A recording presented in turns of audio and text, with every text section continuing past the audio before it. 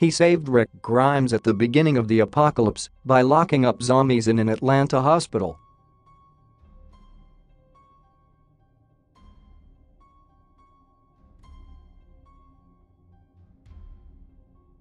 The episode begins during a walker attack on a tent city in Rockford, Georgia.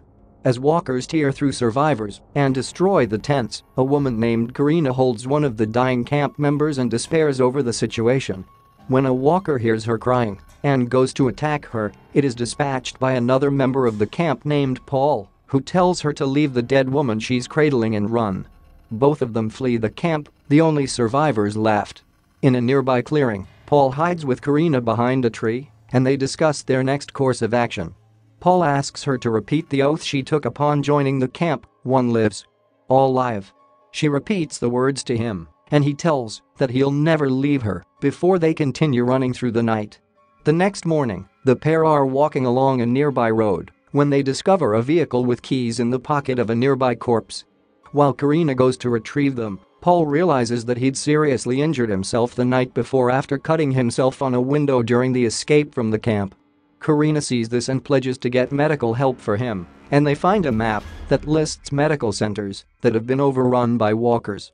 Paul falls down from blood loss, and Karina places him in the car before setting out to find a hospital that isn't overrun. After driving to several aid stations that can't be accessed due to walkers, Karina finally arrives at Harrison Memorial Hospital, which has no walkers outside. Karina uses a wheelchair near one of the entrances and loads Paul into it before bringing him into the hospital with her. Inside the hospital, signs of a fight between members of the military and walkers are evident.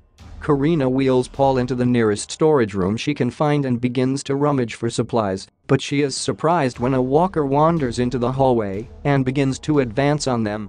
Karina fires her last bullet, but it only grazes the walker's shoulder. Just when it looks like they're done for, a woman rushes up behind the walker and impales it in the head, killing it. The woman, Dr. Gail McCombs, asks them if they're all right, then notices Paul's injury.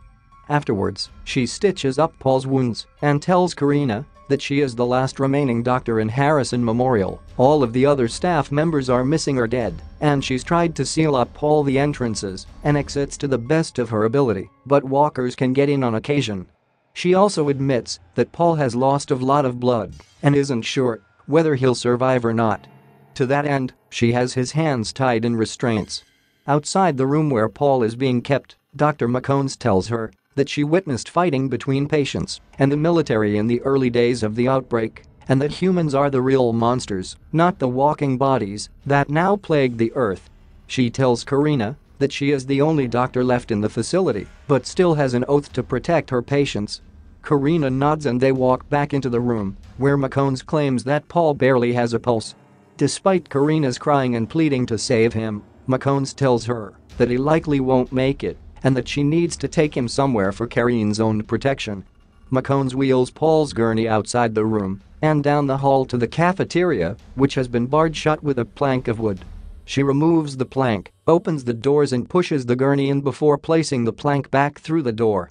Inside, Paul wakes up and realizes that he's strapped to the gurney just before noticing that the cafeteria is infested with walkers, which stir when he begins to move. Back in the room where Paul was kept, McCombs visits Karina, who tells her about her greatest act of remorse. She once mistook a man in the woods for a walker and shot him, causing him to choke to death on his own blood. She then saw a girl run out of the woods, see the man and scream, which caused her to panic and flee. She says she always knew she'd be the sole survivor of her group and decides she doesn't want to keep running and surviving anymore. McCombs tells her that she can offer Karine another option. Inside the cafeteria, Paul is able to knock the cart over and untie his restraints before the walkers get to them. Looking around, he realizes that the cafeteria door is locked and utilizes several objects, including a chair and fire extinguisher, to knock down several zombies. He eventually finds a handgun on the corpse of a hospital security staffer and shoots down 2 more walkers before rushing the cafeteria door. The plank breaks as he smashes into it, and he stumbles into the hallway before quickly replacing the 2 halves back in the door. Stumbling down the hallway, Paul calls out Karina's name. He eventually makes it to the room where she is laying in a bed, while McCones looks on at it and sees Paul smiling at him. Moments later, she passes away, having received a lethal injection from McCones. Paul is aghast and calls for Karina, causing McCones to realize his presence. Blustering through an excuse that they thought he was dead, McCones tells him that Karine wanted a mercy kill because she didn't want to be alone in the world anymore. She then explains that, considering how humans will turn on each other over limited supplies and basic necessities, giving her patients the choice to take their life on their own terms is a mercy. Paul realizes that she did the exact same thing to many of the patients and staff in the cafeteria. McCones refuses to apologize for her actions, prompting Paul to level a gun at her.